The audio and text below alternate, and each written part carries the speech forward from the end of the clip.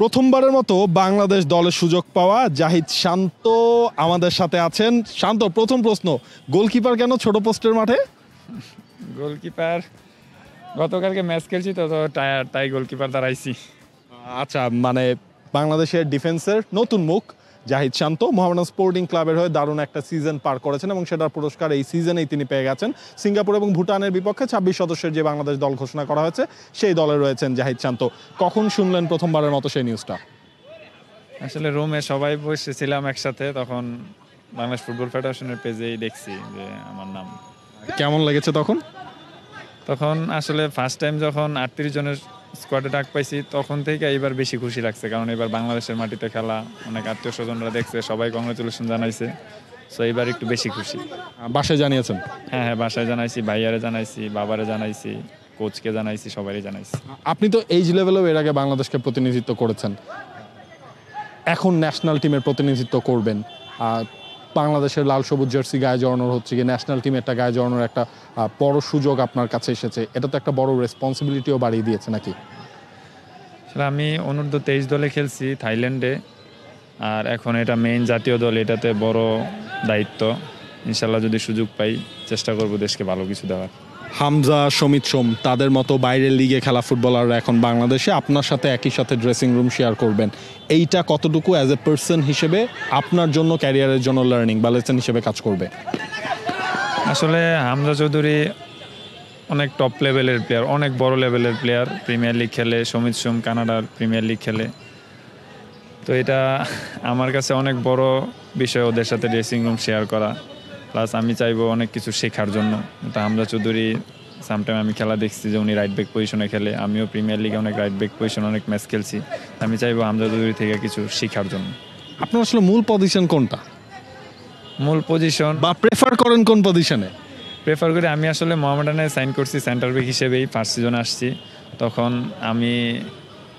যখন আমার কোচ দরকার পড়ছে তখন আমার রাইট ব্যাক সুযোগ দিয়েছে, তখন আমি রাইট ব্যাক খেলছি আর ভালো খেলছি। এইবার যদি আমরা একটু দেখি যে রাইট ব্যাকে বিশ্বনাথ লম্বা একটা সময় ন্যাশনাল টিমকে সার্ভিস দিয়ে যাচ্ছিলেন, বিশ্বনাথের ইনজুরি হওয়া, রাইট ব্যাক পজিশনে আপনি এবং তাজ দুজনকেই আসলে দলে রাখা হয়েছে। সাদউদ্দিনও রাইট ব্যাক হিসেবে খেলে থাকেন। কতটুকু চ্যালেঞ্জ হবে, বা এটা তো একটা সুইট কম্পিটিশন, মানে সবাই বাংলাদেশ দলে আপনারা জায়গাটা করে নিতে যাবেন, আপনার পার্সোনাল চ্যালেঞ্জটা কি? প্রথমবারের মতো ডাক পেয়েছেন। আসলে চ্যালেঞ্জ তো সব জায়গায় আছে, যেহেতু 26 জনের স্কোয়াড, এখানে সবাই ভালো প্লেয়ার। আসলে এখান থেকে 23 জনে কীভাবে যাওয়া যায়, কীভাবে 11-এ খেলা যায়, ওই টার্গেট আমার থাকবে। আর পজিশনে তো অনেক প্লেয়ারই থাকবে, ভালো আছে, আমার চেয়ে ভালো অনেক প্লেয়ার আছে। আমি চেষ্টা করবো আমার নিজের সর্বোচ্চটা দিয়ে কোচের মন জয় করার জন্য। বাংলাদেশের প্রিয় রাইট ব্যাককে এবং দেশের বাইরে সেরা রাইট ব্যাককে আপনার কাছে মনে হয়? বাংলাদেশে এখন পর্যন্ত রাইট ব্যাক পজিশনটাতে চয়েস করা হয় না, বাট তবুও মন সেন্টার ব্যাক, হ্যাঁ ভালো লাগে, যেহেতু আমি সেন্টার ব্যাক হিসেবে এই প্রফেশনাল লিগ শুরু করছি। আর বাইরের কান্ট্রিতে আলেকজান্ডার আর্নল্ডে ভালো লাগে। আর centre back Real Madrid support করেন না। তাহলে কোন দল? আসলে আমি বার্সেলোনা সাপোর্ট করতাম, মেসি যখন ছিল, এই বার্সেলোনারই। মানে বার্সার যে শত্রু যারা, সেই রিয়াল মাদ্রিদের ঘরে গেছেন আপনার ফেভারিট রাইট ব্যাক। আচ্ছা, সিঙ্গাপুরের সাথে ম্যাচ, একটা বড় চ্যালেঞ্জ আছে, দেশের মানুষজন এখন ফুটবল নিয়ে প্রচুর আগ্রহী তারা।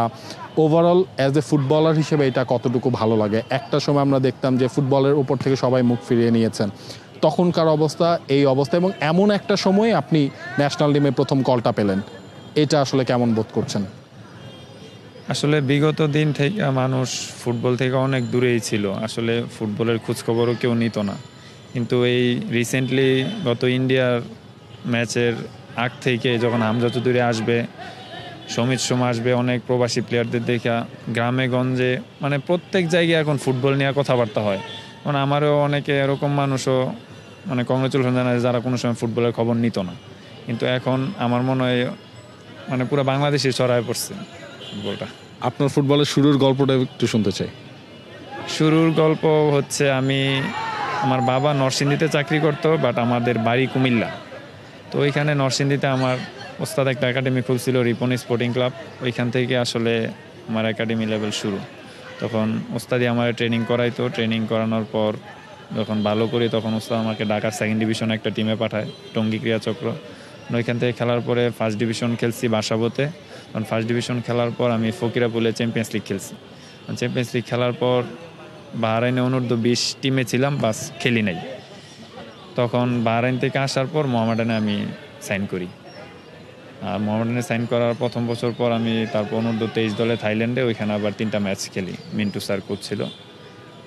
তারপরে এখন পর্যন্ত মানে প্রফেশনাল লেভেলে মোহামেডান স্পোর্টিং ক্লাবই হচ্ছে আপনার প্রথম ক্লাব।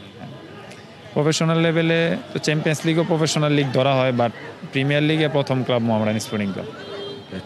একেবারে আসলে শেষ দিকটায় আছে আপনার কাছে, এই যে বাংলাদেশ দলে এখন সুযোগ পেয়েছেন, নিজের আত্মতৃপ্তির তো একটা জায়গা রয়েছে, যদিও এখানে আসলে থেমে গেলে চলবে না, কারণ লম্বা একটা ক্যারিয়ার আপনার বাকি। নিজের কোন জিনিসটা মনে করছেন এটার কারণে আমি একটা মূল্যায়ন পেয়েছি, নিজের যদি বলতে হয় যে প্রশংসা বলতে হয়, বা হ্যাঁ আমি এই কাজটা ভালো পারি অ্যাজ এ ডিফেন্ডার, সেটা আসলে কোনটা? আসলে আমি ফুটবল যখন শুরু করি তখন থেকে আমি একটা জিনিস মেনটেন করতাম, যে ডিসিপ্লিন মেনটেন করতাম। আর আমি যেই পজিশনেই খেলি আমি বল নিয়ে খেলতে পছন্দ করি, বিল্ড আপ ফুটবল যেটা, এগুলোই পছন্দ করি। জাস্ট এইটাও ট্রাই করছি খেলার জন্য মোহামেডান ক্লাবে। আমার পছন্দ এটাই, বল নিয়ে বেশি খেলা আর কি, বিল্ড আপ ফুটবল। এক কথায় উত্তর দিবেন, centre back or right back?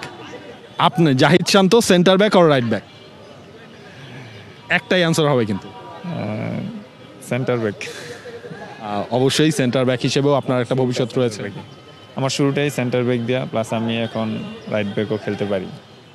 হাভিয়ার Cabrera এই ধরনের ভার্সেটাইল ফুটবলার যারা রয়েছেন তাদেরকে দিয়েই কিন্তু মূলত তার ডিফেন্সিভ শিলটা তিনি তৈরি করছেন। সেখানে জাহিদ শান্তর এই টিমমেট শাকিল আহাদ তপু, তাকেও আমরা দেখেছি, তিনিও সেন্টার ব্যাক ফুল ব্যাক পজিশনেও আসলে খেলতে পারেন। এই ধরনের প্লেয়াররাই বাংলাদেশের হয়ে সিঙ্গাপুরকে নিজেদের ঘরের মাটিতে আটকানোর জন্য মাঠে নামবেন। শুভকামনা রইল জাহিদ শান্ত। আর খেলায় কি ডিস্টার্ব করে ফেললাম বেশি? এনজয় করতে পারি সবার সাথে। Okay, best of luck. Thank you. For more updates, subscribe to our YouTube channel and click on the bell icon. Follow us on Facebook and Instagram.